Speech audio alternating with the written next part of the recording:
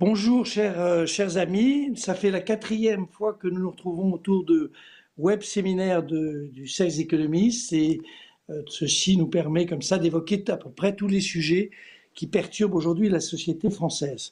Alors je voudrais d'abord vous dire une nouvelle qui est pas très une bonne nouvelle. Il se trouve que notre ami Jean Castex, qui s'était inscrit pour ce web séminaire et pour y participer, malheureusement a été pris par une autre activité. Je lui ai dit que c'était très dommage, que c'était de façon plus important qu'il reste avec nous, mais il a souhaité faire son propre point de presse, donc j'espère qu'il ne va pas nous annoncer de trop mauvaises nouvelles. Deuxième remarque, on va traiter dans cette heure que nous allons passer ensemble un sujet qui fut au cœur du programme d'Emmanuel Macron et, comme on va le voir, qui a un peu dérapé. Donc c'est ça que nous allons essayer de répondre. Comment est-ce qu'on peut remettre tout ça dans des conditions plus favorables? Dans le programme d'Emmanuel Macron, il y avait cette idée qu'il fallait faire une grande réforme des retraites, vous vous en souvenez, une réforme qui généralisait l'ensemble des systèmes de retraite, les réunifier sous la forme d'un régime par points, unique et généralisé. Vous vous souvenez, 1 euro épargné pour la retraite est valable, donne le même résultat pour tous les Français. Et puis il y avait ce deuxième sujet qui était celui de la dépendance, qui est un sujet qui a animé la société française depuis très longtemps. Tout à l'heure, on va voir des chiffres et on va s'apercevoir à quel point c'est important. Et il s'avère que là aussi, il a annoncé une 5e branche de la sécurité sociale, ce qui n'est pas une mauvaise idée, mais évidemment sans la moindre trace de la manière dont on allait le financer, ou plus exactement, il y a eu un rapport fait par un homme qui est sûrement de grande qualité, qui s'appelle M. Vacher, Laurent Vacher, et dont les propositions, à mon avis, mettraient, si elles étaient connues par les Français, la moitié des Français dans la rue, tellement c'est, j'allais dire, une manière traditionnelle et un peu de prélèvement obligatoire tel que c'est prévu. Donc, on peut dire que ces deux réformes ont été malmenées. Imaginez aujourd'hui qu'au moment où nous avons pris l'habitude d'applaudir nos infirmières, ces infirmières qui sont viscéralement opposées au régime de retraite qu'on leur propose, qu'on leur impose un système de retraite, tout ça n'est pas crédible une seconde. Et donc l'objet de cet exposé de départ, c'est d'essayer de vous dire comment on peut revenir à des solutions qui sont des solutions plus raisonnables et plus j'allais dire, adaptées à la société française et à sa réalité. Alors, ça aura lieu, quoi qu'il arrive, ces réformes, au moins en termes de, j'allais dire, de discours politique, ce sera au cœur de la discussion pour deux raisons majeures. La première, c'est que je vois mal le président de la République actuelle ne pas expliquer à quel point il poursuit son travail de réforme, et la réforme des retraites et la réforme de la dépendance, ce sont des choses qui sont très compréhensibles par tous les Français. Donc, je n'imagine pas un instant qu'ils puissent s'éloigner au moins d'un discours sur ce thème-là. Et deuxième aspect, il y a un vrai sujet économique. Il faut que vous ayez juste en tête l'idée que les travaux du corps, le corps, c'est l'organisme qui permet d'analyser tout ce qui se fait en matière de retraite, nous disent qu'en 2020, nous allons avoir un déficit, pas surprenant d'ailleurs, de 23 milliards d'euros, peut-être même un peu plus, et que nous n'aurons pas de retour à l'équilibre avant 25 ans ou 30 ans. Tout ça dépend de toutes les hypothèses qui sont prises. Et donc, vous avez un premier sujet qui est qu'on ne peut pas rester dans un pays comme le nôtre avec un système de retraite qui est fondamentalement déséquilibré. Alors, il y a des milliers de manières de rééquilibrer le dispositif, mais il est clair que le problème existe de manière très forte. Quant à la dépendance, je vous livre juste un chiffre que je reprends là aussi des statistiques de l'INSEE. Quand on prend l'évolution des gens qui ont des dépendances fortes, ce qu'on appelle GIR 1 et GIR 2, on s'aperçoit qu'elles augmentent entre 2018 et 2040, c'est-à-dire pour les 20 ans qui viennent, de 45% pour les plus de 65 ans, de 72% pour les plus de 80 ans et de 314% pour les plus de 100 ans. Chacun sait qu'il y aura plus de centenaires et qu'un grand nombre de ces centenaires seront évidemment dans des situations qui sont difficiles. Donc, quoi qu'il arrive, il faut que nous ayons en tête l'idée que nous n'échapperons pas à ces deux problèmes, mais qu'il va falloir essayer de le traiter de manière plus, j'allais dire, plus raisonnable et plus peut-être adaptée à notre société. Quand on se pose des problèmes de vieillissement, parce que la dépendance c'est un sous-problème du vieillissement, ou plus exactement quand on se pose le problème, j'allais dire, de l'évolution démographique de nos pays, je ne peux m'empêcher de vous lire cette phrase de Braudel qui, pour moi, est absolument majeure. Braudel nous disait, à court terme comme à long terme, à l'étage des réalités locales comme à l'immense échelle des réalités mondiales, tout est lié au nombre et aux oscillations de la masse des hommes. Ça veut dire que la démographie, la structure démographique, c'est majeur et que ce qui nous concerne aujourd'hui, pour nous, pays d'ailleurs développés et pour le monde, comme on va le voir, c'est le vieillissement, l'évolution, ce qui ne signifie pas du tout que la population mondiale va diminuer. Vous savez qu'on est en gros à 7 milliards et demi, qu'on va passer en 2050 à peut-être quelque chose pas très loin de 10 milliards et qu'on augmentera encore on sera peut-être à 11 milliards en 2100. Donc la croissance de l'économie mondiale va se poursuivre avec ce débat chez les économistes qui est toujours est-ce que la Terre est capable de nourrir en réalité l'ensemble de ces milliards d'hommes. C'est un débat qui a démarré avec Machiavel et qui s'est poursuivi évidemment avec Malthus.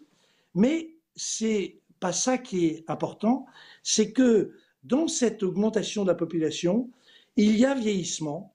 Il y a vieillissement tout simplement parce que lorsqu'on prend les chiffres, on s'aperçoit qu'au niveau mondial, l'âge médian, c'est la moitié de la population et d'un côté, l'autre moitié de l'autre.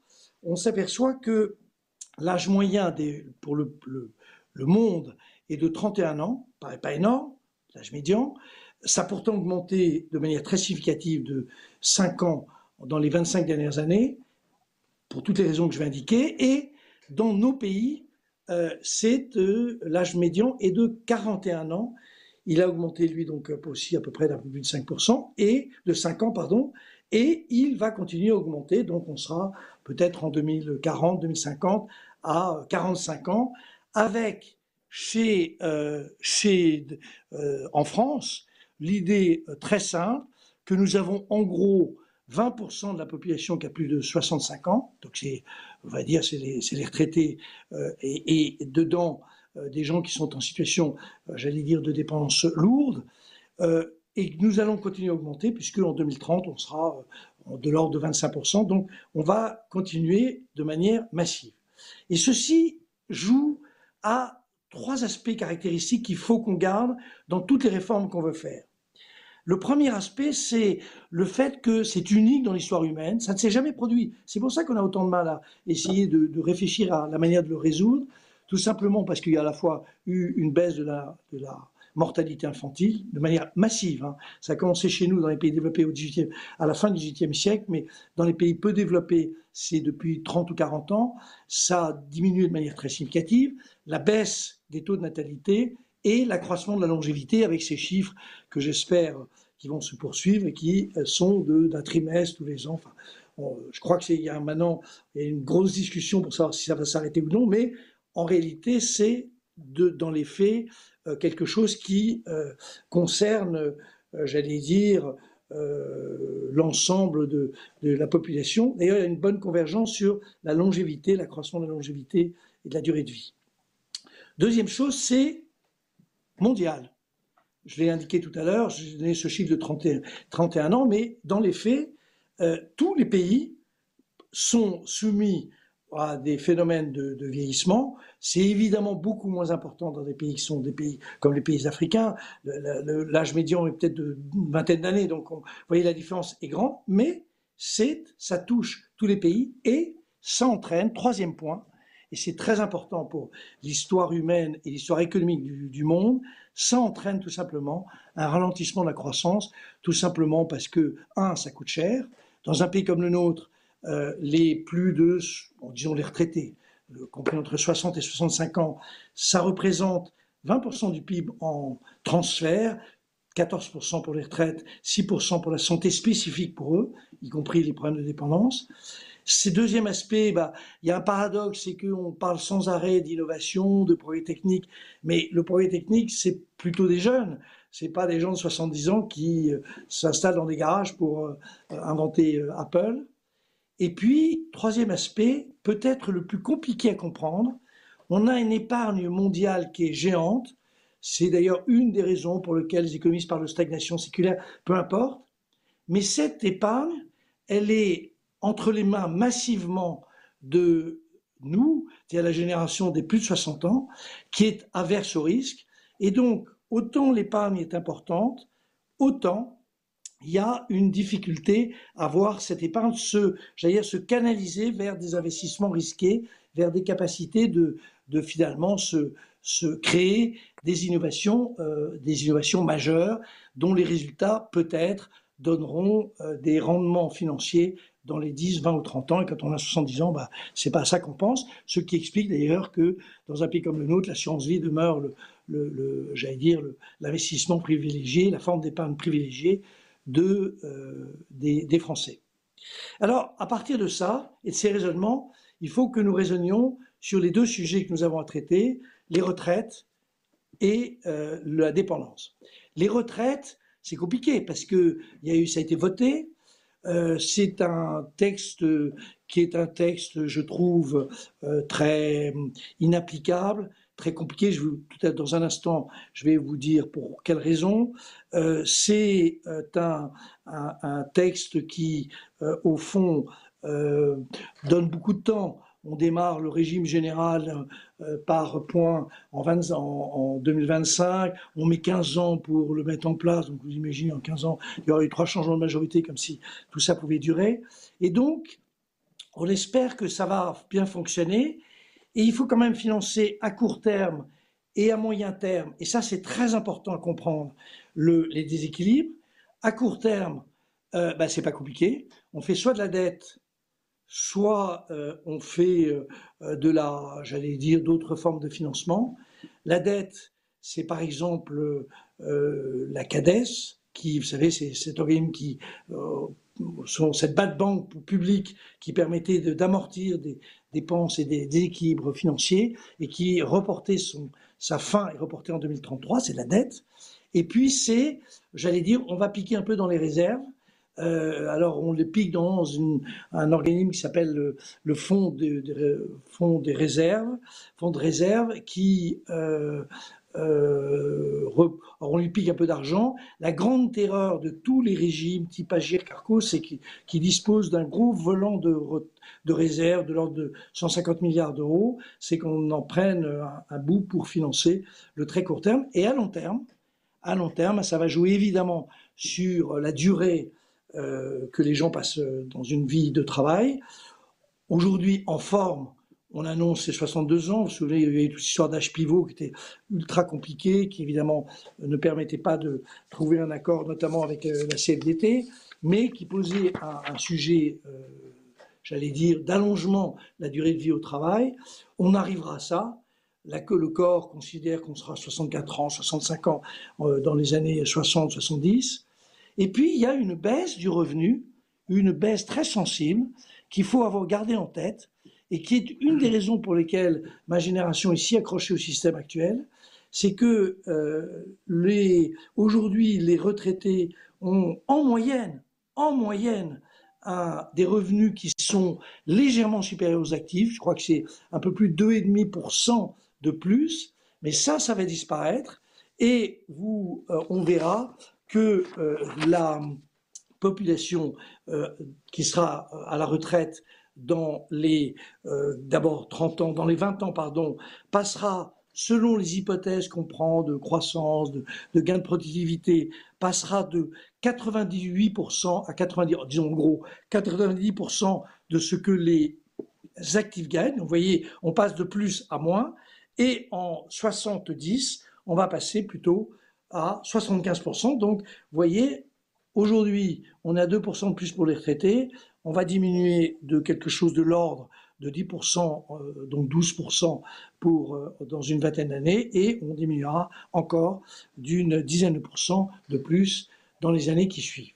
Donc vous voyez, on est dans un système qui est, de mon point de vue, de notre point de vue, parce que maintenant je vais parler au niveau d'un petit groupe qui s'appelle la chaire de transition démographique et auquel j'ai l'honneur de participer, on va essayer de rendre le tout acceptable, et les retraites et la dépendance dont je n'ai pas encore parlé parce que tout simplement on a annoncé une cinquième branche mais on n'a pas, pour le moment, on n'a que d'une idée dont on va financer les choses, donc tout ça doit être rebâti.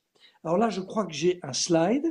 J'ai le slide numéro 1, qui sont les propositions faites par mon groupe d'amis de la chaire Transition démographique, qui avait écrit un livre d'ailleurs absolument remarquable qui s'appelait L'erreur de Fausse. Si vous avez un moment de liberté, n'hésitez pas à aller l'acheter. Et vous voyez que ces 5 conditions sont des conditions qui permettent en réalité de faire quelque chose qui soit réaliste. Alors, pour que, vous voyez, le premier c'est une convergence, mais pas ce régime unique, parce que c'est pas possible. On va maintenir les dépenses de retraite, c'est-à-dire le prélèvement que les retraités font sur le PIB, donc les transferts qui leur sont réalisés à 14%, c'est le cas aujourd'hui. En fait, j'espère que ce sera un peu en dessous. On va essayer de faire une vraie épargne retraite qui soit conséquente. Il y a des retraités, et notamment dans les plus âgés, qui sont dans des conditions de pauvreté hallucinantes, et donc c'est une honte pour notre pays. Donc il faut avoir un revenu de base universel. Et puis, si vous vous souvenez que c'est une grande discussion, si on organise ce système de retraite, il faut qu'on ait un régime de gouvernance qui ne soit ni entre les mains de Bercy tout court, ni entre les mains de calcul automatique, mais je vais revenir dans un instant. Je regarde ma montre pour voir si je ne suis pas trop long, parce que je suis par nature assez bavard, mais c'est pas grave, c'est bon. Alors on va prendre le deuxième slide, si vous en êtes d'accord. Le deuxième slide, il est très intéressant. Regardez, on a pris les 42 régimes. Quand je dis on, c'est la chaire.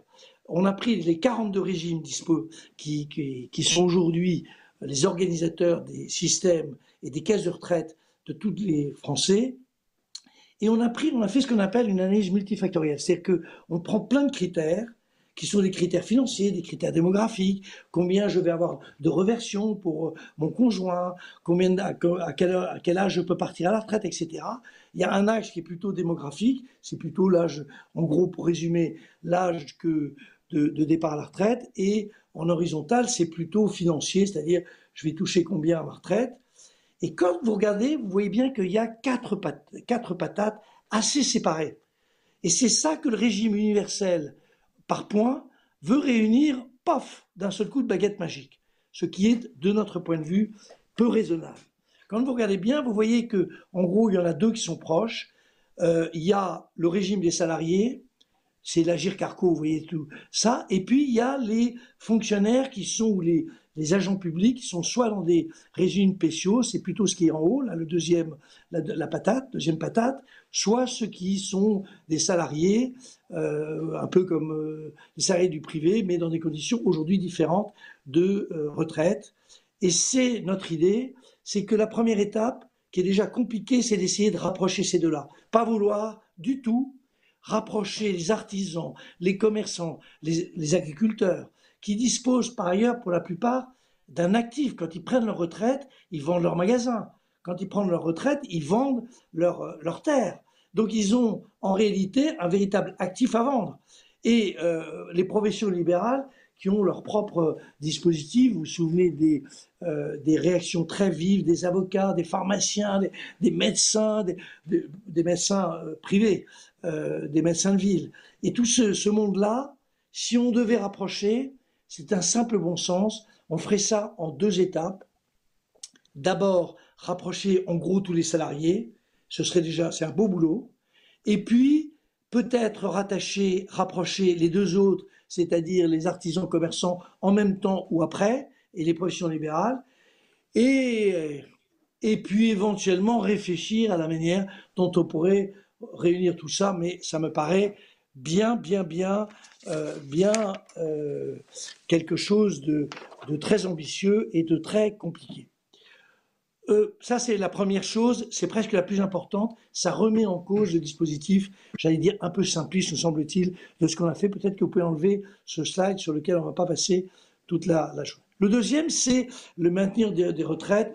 Tout simplement, c'est un équilibre entre les générations, c'est pas possible. 14%, on est déjà les leaders en Europe, à part de mémoire l'Italie et peut-être la Grèce. Mais il faut quand même être raisonnable, c'est déjà beaucoup. Et c'est d'ailleurs, pour ceux qui adorent dire que la France est un pays terrifiant de prélèvements obligatoires, etc., et de dépenses publiques, c'est la principale raison de notre divergence avec l'Allemagne. Il y a 3-4 points de différence, et ça explique une très large partie de notre différence. Moi, je ne suis pas contre, hein, je suis retraité, donc je suis plutôt pour, mais il faut quand même être raisonnable. L'épargne retraite. Alors, la loi Pacte avait déjà fait un gros effort de clarification en essayant de rapprocher au fond tous les systèmes, le PERP, le PERCO, il y en a un paquet dans tous les sens, là, les Madelin, tout ce qu'on pouvait imaginer dans un dispositif qui s'appelait le PER, qui représente pas grand-chose, 230 000, alors que l'assurance vie, c'est 1400 milliards, c'est-à-dire que les Français épargnent peu pour leur retraite, et nous proposons un dispositif qui aurait quand même un caractère plus obligatoire. Il s'agit en réalité de canaliser une partie non pas d'augmenter les prélèvements, mais de l'épargne des Français vers la retraite. Et au lieu d'avoir ces 230 milliards, notre objectif serait, en s'appuyant sur nos calculs, de 2 à 3% des revenus disponibles des Français, d'aboutir à quelque chose qui permettrait d'avoir 800 milliards. C'est une véritable force de frappe qu'on mettrait dans le fonds de réserve des retraites, FRR, tout à l'heure je cherchais le nom en disant fonds des retraites, mais c'est fonds de réserve des retraites, et qui lui est en fait un fonds de pension, mais collectif. Comme vous savez, en France, les fonds de pension, on n'aime pas, ça passe pas, c'est à tort, à raison, mais c'est comme ça. En revanche, c'est Lionel Jospin qui avait créé ce fonds de réserve des retraites. Il ne s'est pas développé comme il devait faire. Il devait être nourri par tous les résultats obtenus par la privatisation d'un certain nombre d'entreprises. Ça n'a pas été le cas. L'État s'est pioché dedans comme il sait toujours faire quand il y a des problèmes de financement. Et nous sommes donc aujourd'hui avec un fonds de réserve des retraites qui est un peu maigrichon. Et nous, notre idée, il doit faire une trentaine de milliards, c'est d'en faire la base finalement au fond d'un fonds industriel qui permettrait par ailleurs d'investir dans l'économie française. Le revenu universel de base des retraités, c'est prendre des chiffres, il y a pas loin de 10% des plus de 65 ans qui sont en grand état de pauvreté, ça augmente en plus avec la Covid, et donc attention, il faut exactement donner de quoi vivre. Tout le monde a en tête la personne, la vieille dame au 6e étage ou 7e étage, qui vit dans une toute petite chambre et qui descend faire les poubelles pour essayer de se trouver, ou qui achète du canigou, du ronron, donc et c'est la réalité. Enfin, le système de gouvernance, il faut le rendre ni totalement, j'allais dire, automatique comme un dispositif qui aurait, c'est des calculs qui permettent comme l'augmentation du SMIC, il faut mettre un peu de politique dans tout ça, puis un peu d'évolution, j'allais dire, de la société telle qu'elle est, ni entre les mains de l'État, bien entendu, ni entre les mains j'allais dire, d'un dispositif totalement, j'allais dire, ad hoc et composé de gens qui auraient la décision permanente. Donc, il faut trouver un équilibre entre de l'automatisme, des contraintes, et puis beaucoup de syndicats, beaucoup de représentants des retraités, des actifs, etc. Voilà, on en a terminé sur les 5 conditions. Avec ça, on devrait pouvoir conduire M. Macron à quelque chose de peut-être de plus réaliste, de plus logique. On va passer au problème de la dépendance. Il y en a 6. Je vais vite parce que sinon on n'aura pas le temps de discuter. 6 propositions. Je voudrais juste que vous ayez en tête l'idée que la dépendance, c'est important.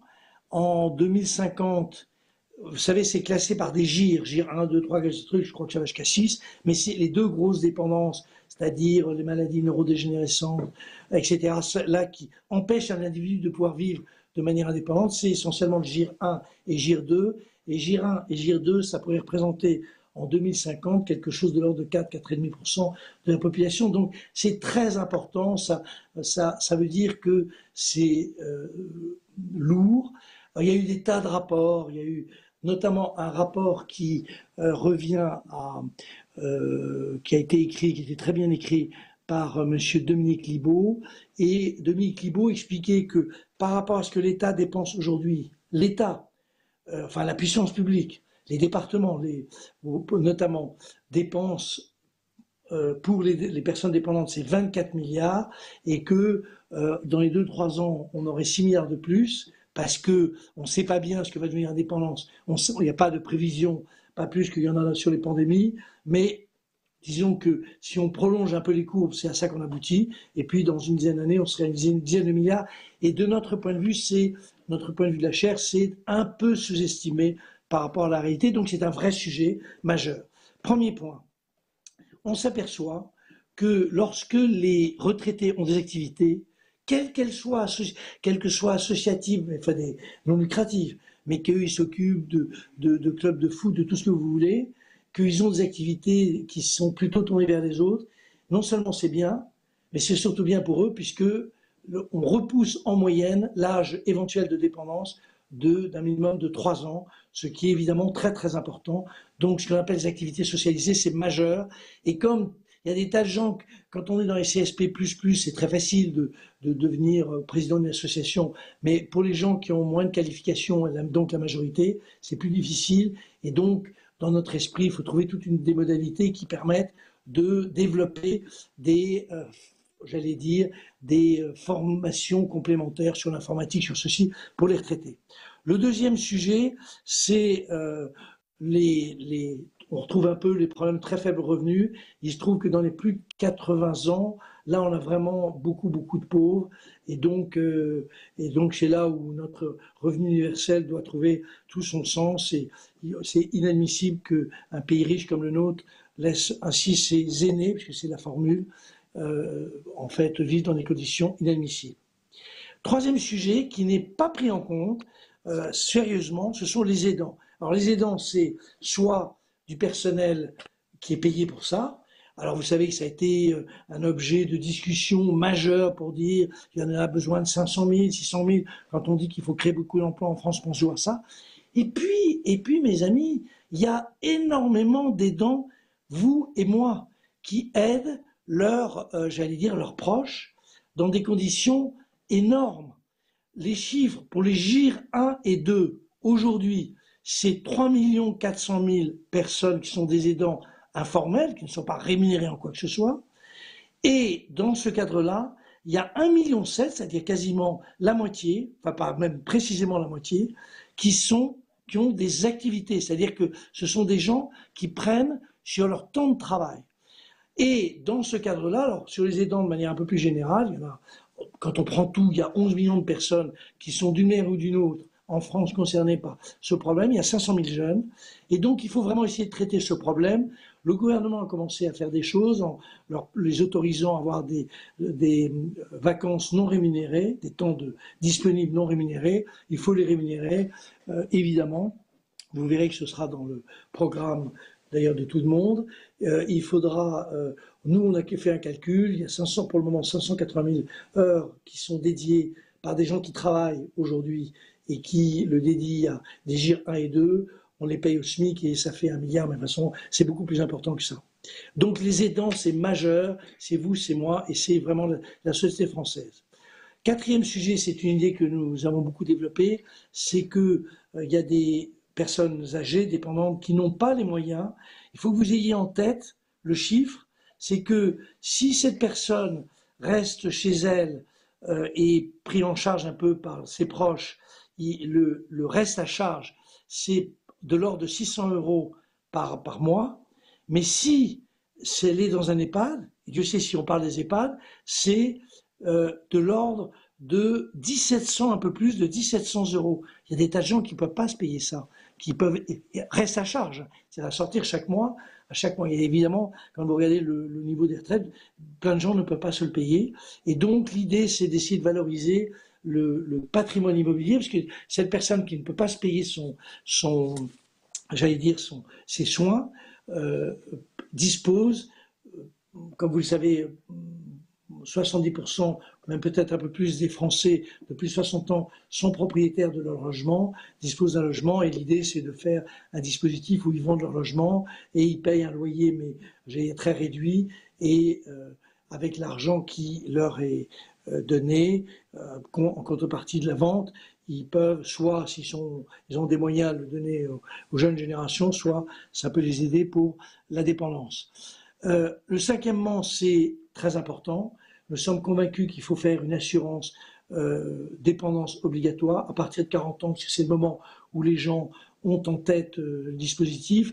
La Fédération française des assurances, c'est-à-dire tous les assureurs de France et de Navarre, plus la FNMF, c'est-à-dire toutes les mutuelles, sont mis d'accord sur un dispositif très malin qui consiste à raccrocher ça, mais pas de manière complètement obligatoire, j'allais dire, au contrat de santé, c'est-à-dire les complémentaires santé.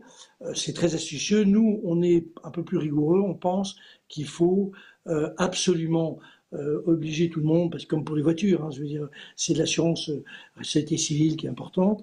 Et donc, notre idée, c'est que pour 19 euros, à partir de 40 ans par mois, ce qui doit être jouable quand même pour pas mal de gens, on doit pouvoir obtenir pour un dépendant, s'il est dans les GIR 1 et 2, entre 500 et 600 euros par mois, ça ne résout pas tout le problème, mais en tout cas, par exemple, s'il reste chez lui, ça lui couvre à peu près ce que j'ai indiqué tout à l'heure. Et s'il est dans les GIR un peu moins graves, on peut monter, c'est de l'ordre de 1200 euros, donc c'est très utile. Et enfin, comme personne n'a la queue d'une idée de ce qui va se passer sur les maladies neurodégénérescentes, vous savez que les maladies d'Alzheimer ne font pas l'objet aujourd'hui, on va y arriver, mais de progrès scientifiques évidents, eh ben, il faut absolument permettre à tout ce beau monde de pouvoir être, tous les assureurs qui ne peuvent pas prendre ça en charge, d'être réassurés, réassurance publique, comme ça existe pour les catastrophes naturelles, comme ça existe pour le terrorisme, comme ça devrait exister pour les pandémies, si tout le monde faisait un petit effort. Et donc, et ça permet en plus de baisser le coût de l'assurance, donc tout ça est positif. Voilà, j'ai terminé. Je termine donc en vous disant que cet exposé est un peu plus long que prévu, puisqu'on m'avait donné 10 minutes et j'ai légèrement dépassé les 10 minutes. Vous le retrouvez d'ailleurs dans ce financement de la dépendance.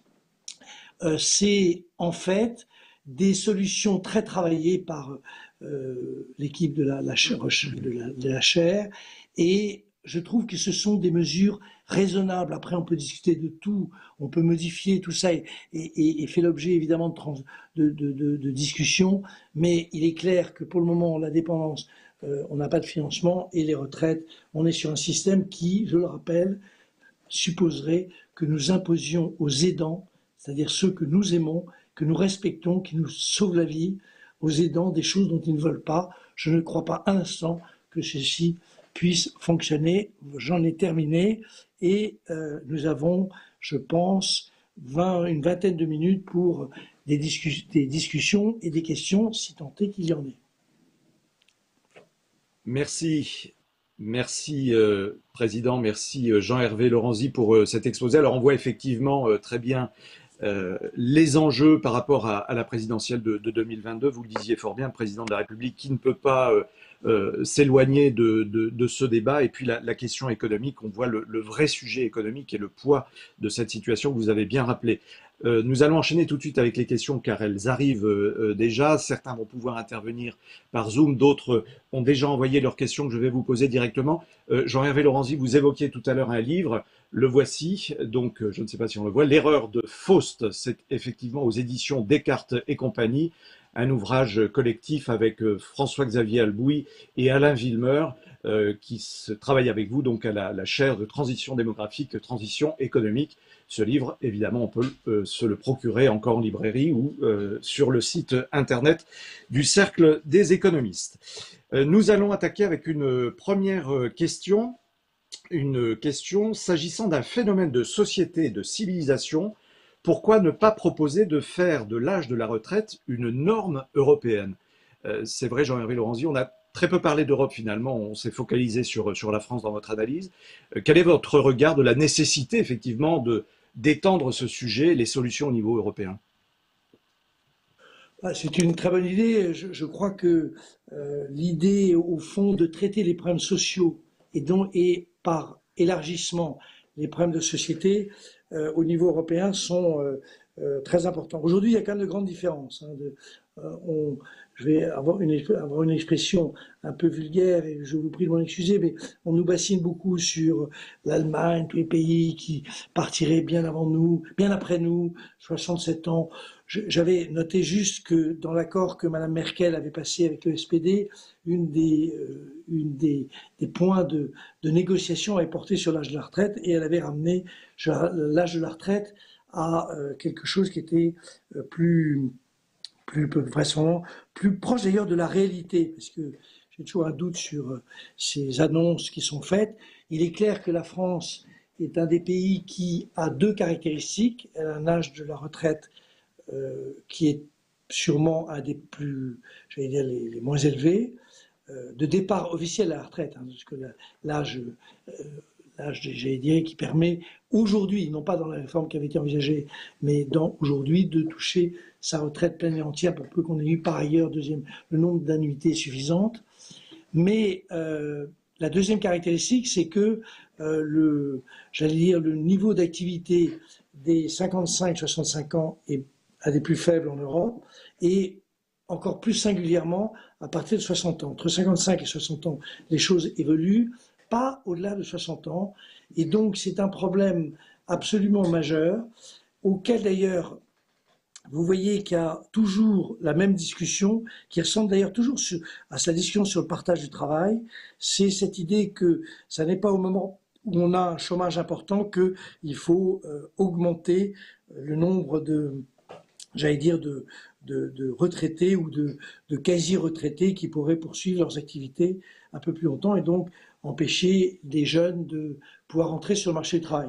C'est une idée en tout cas qui est vieille comme le monde, qui mérite discussion. Il n'y a personne ne possède la vérité. Moi, je fais partie de ceux qui croient que les dynamiques sont plutôt favorables, pour peu qu'elles soient raisonnables, à une offre d'emploi plus importante et que, j'allais dire, pardon, qu'une demande de travail plus importante et donc une offre de travail. Mais tout ça est à discuter. Ce sont les deux caractéristiques. Si on pouvait faire de ce problème de société qui est le contrat social intergénérationnel, c'est clair que quand on vous dit je pars à 62 ans ou à 63 ans et que vous prenez 14% et que par ailleurs en moyenne, faisons très attention à ça, en moyenne aujourd'hui les retraités ont un niveau de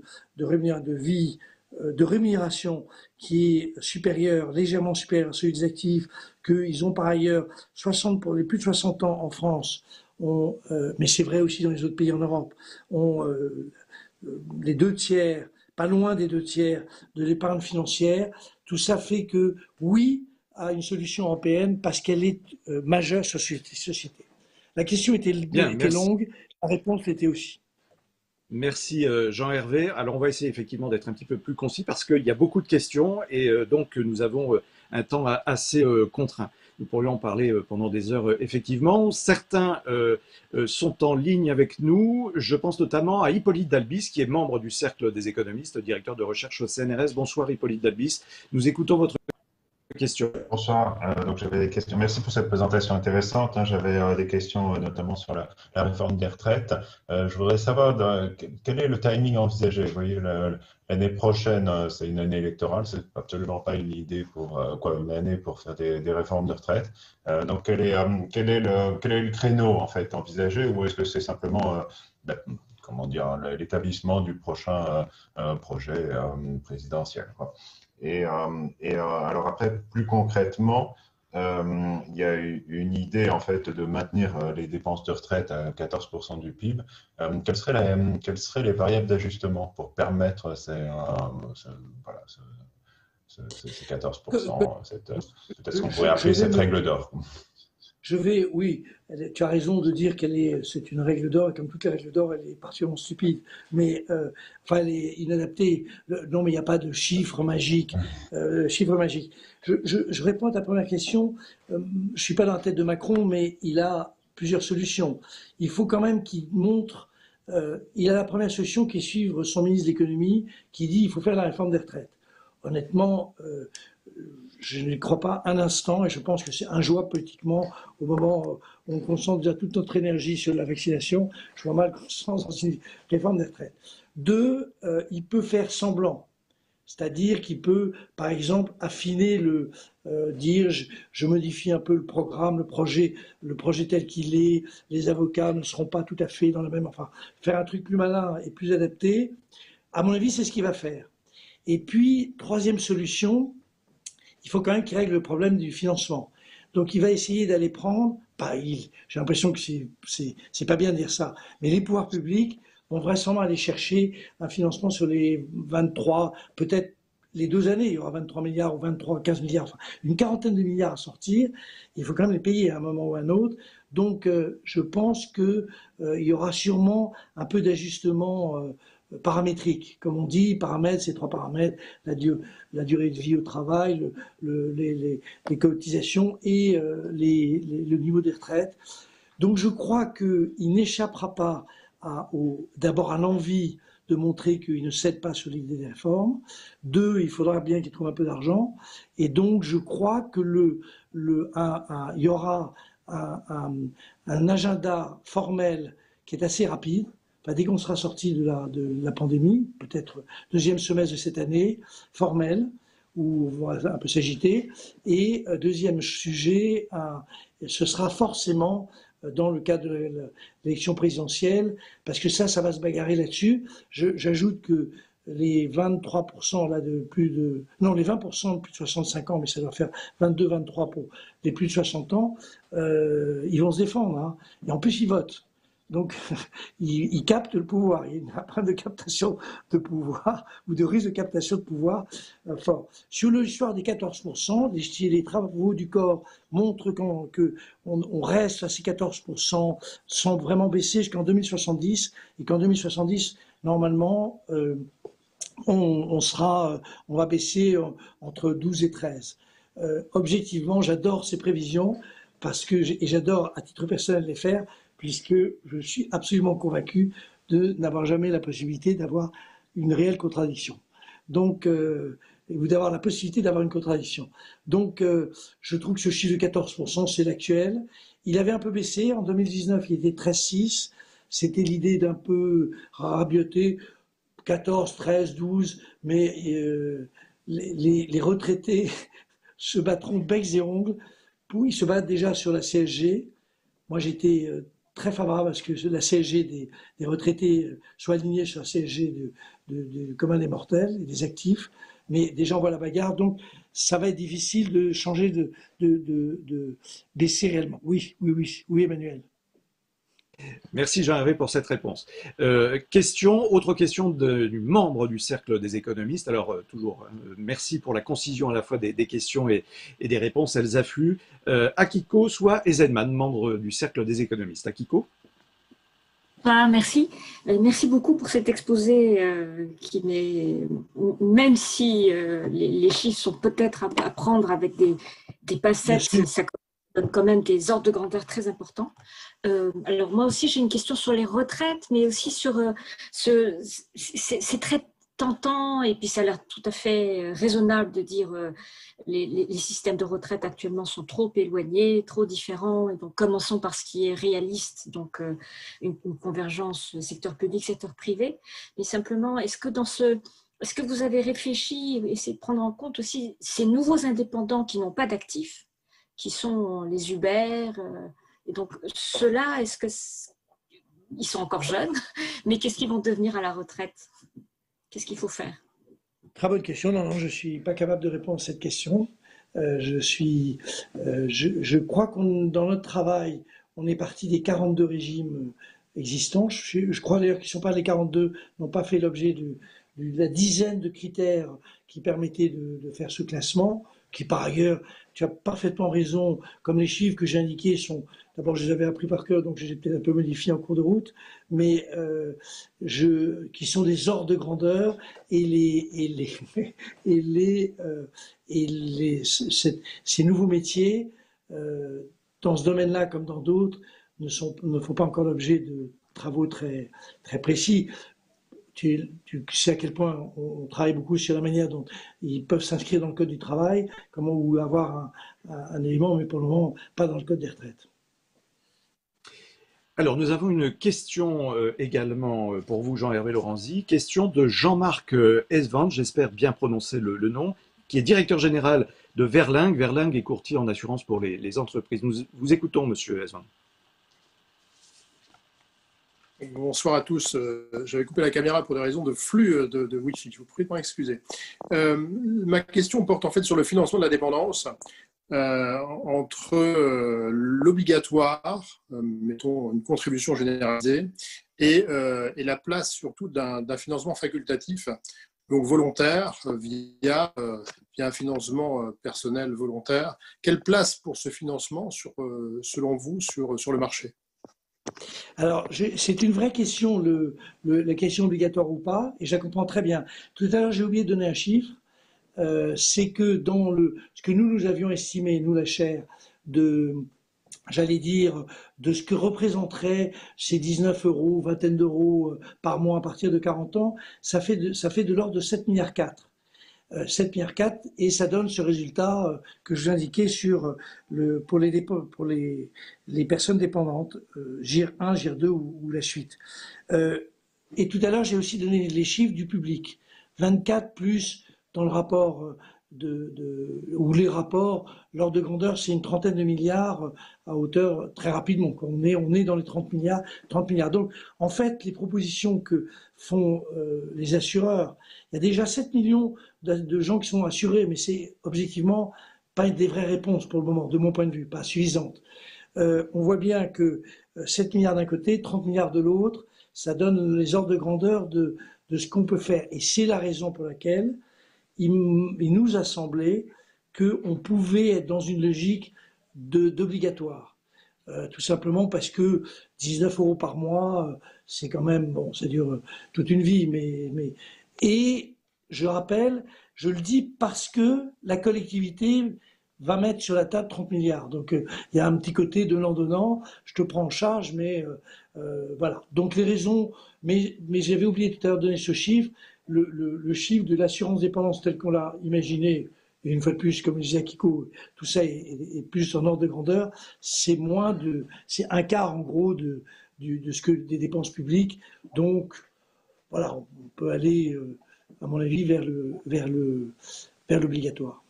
Mais c'est pas ce que je crois recommande la FFA et la FNMF, mais ils sont pour du quasi obligatoire, mais pas vraiment. Enfin bon, je ne vais pas parler à leur place. On va rester sur cet angle, si vous le voulez bien, Jean-Hervé Lorenzi. On va rester sur cet angle car il y a une question concernant justement un des points que vous évoquiez tout à l'heure, c'est la valorisation des patrimoines immobiliers. Et cet intervenant nous dit, alors, merci de préciser votre point sur la valorisation du capital immobilier. Là, on reste dans la question du financement. Par rapport au viager, par exemple, cet intervenant vous demande, qu'est-ce que vous proposez concrètement ? Non, mais c'est dans la philosophie qui n'est pas tout à fait la même, vous allez comprendre, parce que dans le cas des viagers, si vous avez acheté, par exemple vous Emmanuel, vous avez acheté un bien à Madame X, vous venez la voir tous les mois et vous réjouissez si par hasard vous avez le sentiment qu'elle palichonne. Tout simplement parce que on connaît très bien le film Le Viager d'ailleurs, hein, avec Michel Serrault. Exactement. Enfin, c'était très drôle. Et donc, il y a dans le viager une conception qui est une conception, j'allais dire, pas facile, même si nous nous en éloignons pas, et si le viager a... Deuxième remarque, pour cette question, c'est un des problèmes macroéconomiques français très caractéristiques, c'est que le niveau moyen des revenus est inférieur au niveau moyen des patrimoines. 70%, là aussi j'ai peur de me tromper, mais pas dans l'ordre de grandeur, sur la propriété des plus de 60 ans de leur logement, ça montre bien que c'est très important.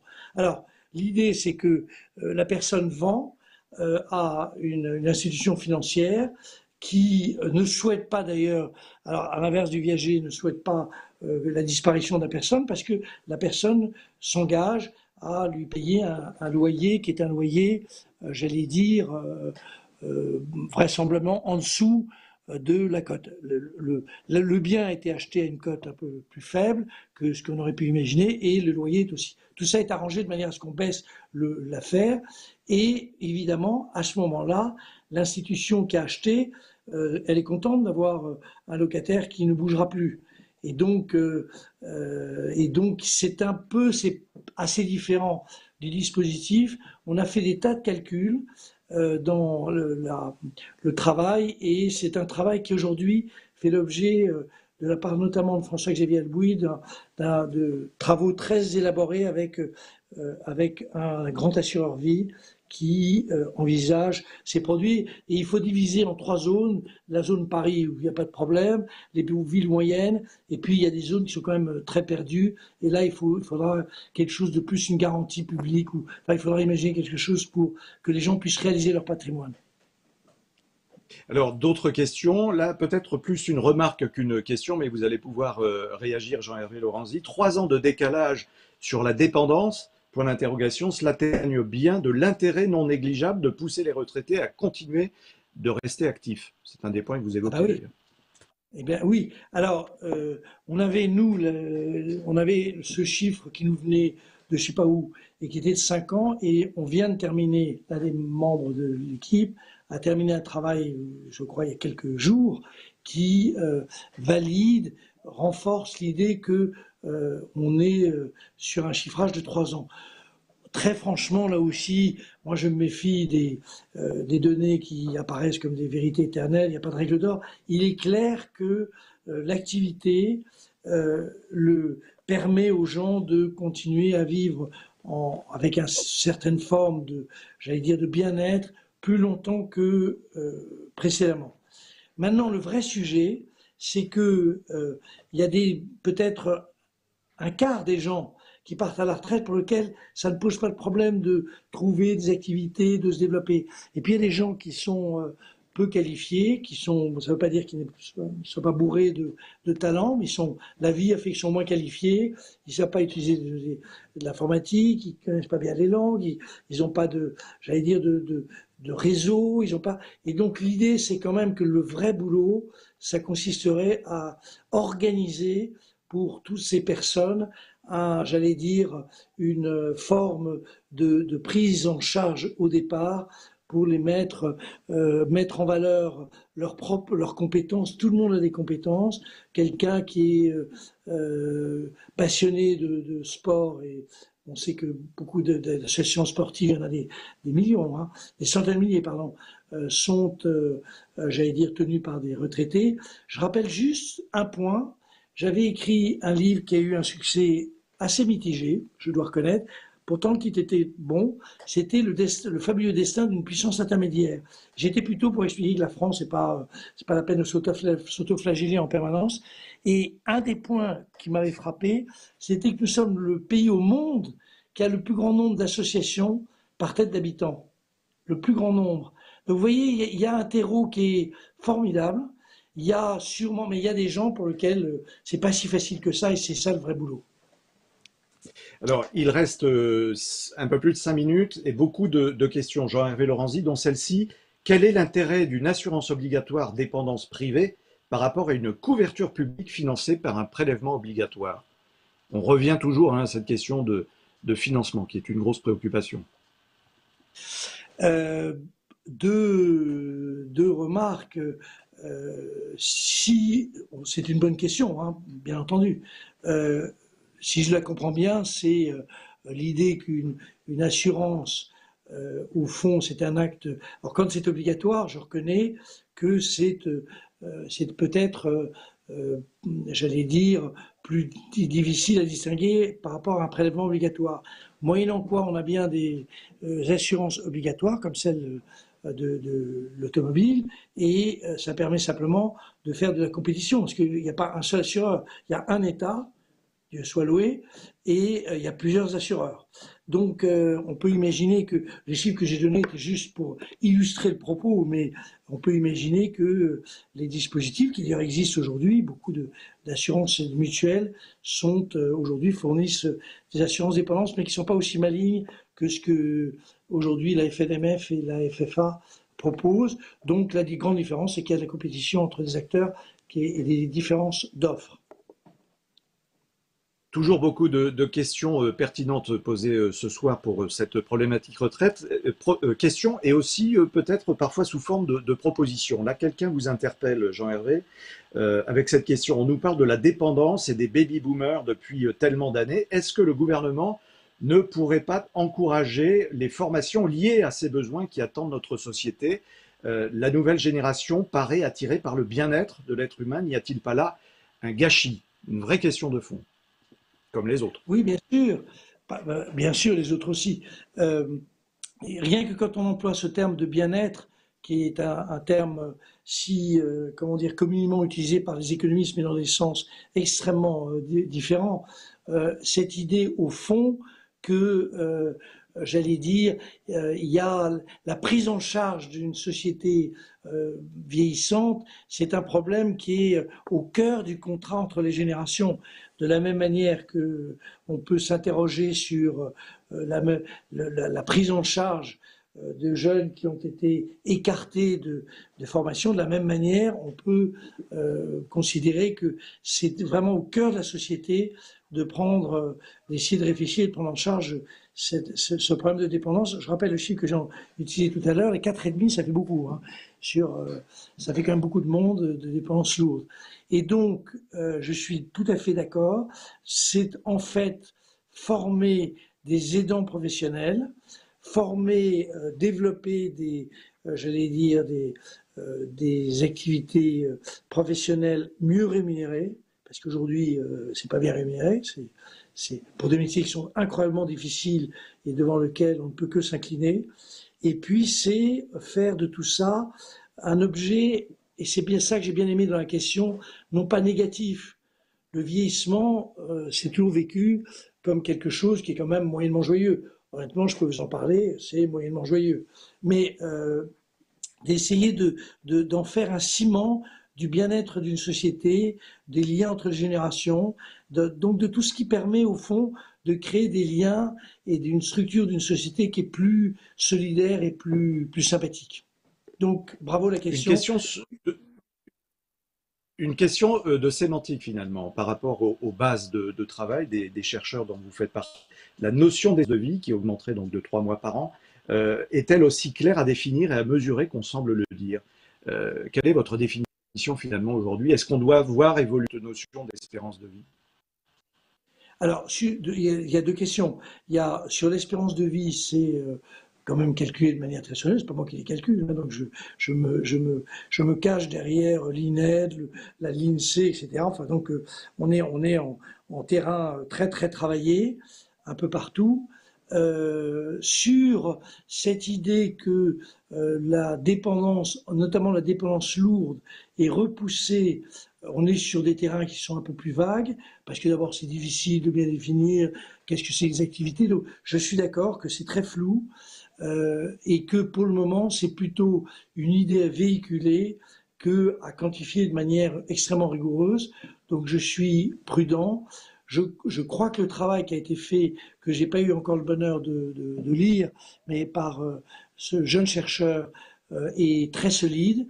Mais une fois de plus, on est sur des terrains, dépendance lourde, à partir de quel moment on considère que quelqu'un a une maladie neurodégénérescente, par exemple, est frappé d'Alzheimer, à quel moment, c'est très compliqué, et à quel moment on considère qu'il est en activité socialisée. Donc, je suis d'accord sur le fait que c'est plus une idée que quelque chose d'extrêmement rigoureux. Je suis de plus en plus bref. Je vous propose, par rapport au temps qui nous est imparti, de prendre 2 dernières questions. On va ouvrir un petit peu justement sur la jeunesse. Cette personne, la seule solution serait donc d'augmenter l'âge à la retraite également pour les jeunes, d'étudier plus longtemps, une entrée sur le marché du travail plus tardive et donc une sortie plus tardive. C'est en quelque sorte une remarque. Cet intervenant vous interpelle sur ce point. Mais c'est une remarque très, très juste. La réalité, c'est que on est dans un débat compliqué dans la société française parce que beaucoup de gens ont le sentiment qu'ils ne sont pas suffisamment reconnus dans les hiérarchies de nos entreprises. On a un vrai problème qui est le bien-être au travail. Et donc, on voit que ça dépasse très très largement les problèmes quantifié de j'allais dire, des réformes des retraites. Et la logique voudrait qu'on s'applique, et ce sera peut-être ce qui va être le monde de demain. Moi, ce terme qui m'exaspère un peu par son caractère simplificateur, mais il y aura quand même des choses qui vont beaucoup bouger. Peut-être qu'on va se rendre compte, à travers notamment le télétravail, qui n'est pas non plus la solution totale, mais que les gens ont besoin d'être pris en compte, etc. Et deuxième aspect, d'un autre côté, il est clair que les études doivent être seront ou sont déjà plus longues, et j'y rajoute un souhait que beaucoup de gens ont, c'est que ces études ne soient que l'amorce d'un processus de formation tout au long de la vie, qui est quand même le seul moyen dans une société comme la nôtre, qui aujourd'hui a un peu cassé l'ascenseur social, de permettre aux gens qui sont dans le non qualifié de pouvoir sortir de cette situation. Donc voilà, oui à la question et bravo. Et la dernière? Alors, et une toute dernière question qui y est directement liée, d'ailleurs, Jean-Hervé Lorenzi, une question qui est revenue à plusieurs reprises, que je synthétise. Ne faut-il pas encourager tout simplement la natalité? La natalité en France, et a priori, enfin, a fortiori en France, et peut-être la freiner sur d'autres continents où ça commence réellement à poser un problème. Alors, c'est une merveilleuse façon parce que je suis incapable de répondre à cette question.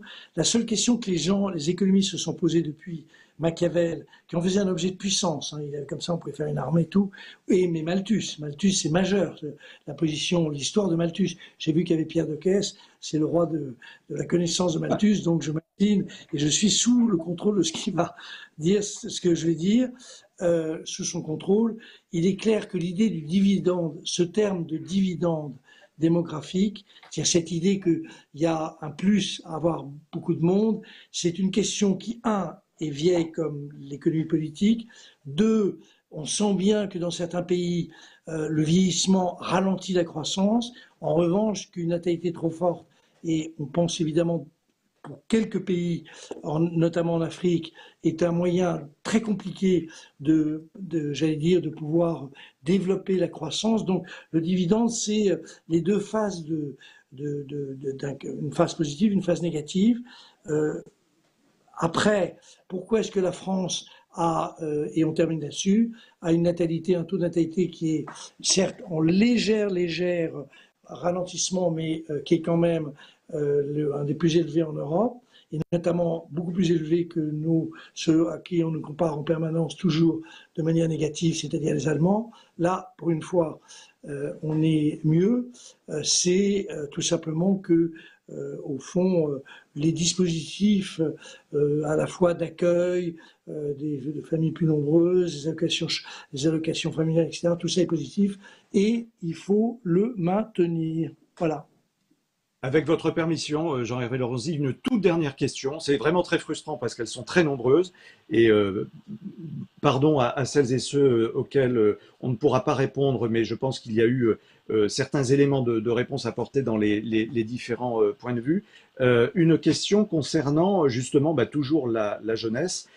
Comment faire pour préparer sa retraite et dépendance future si l'on est aujourd'hui jeune, 25-45 ans, sachant que l'allongement de la durée du travail obligera à travailler jusqu'à 65, voire 67 ans, peut-être 70, et que l'on a des périodes de chômage de plusieurs années suite aux...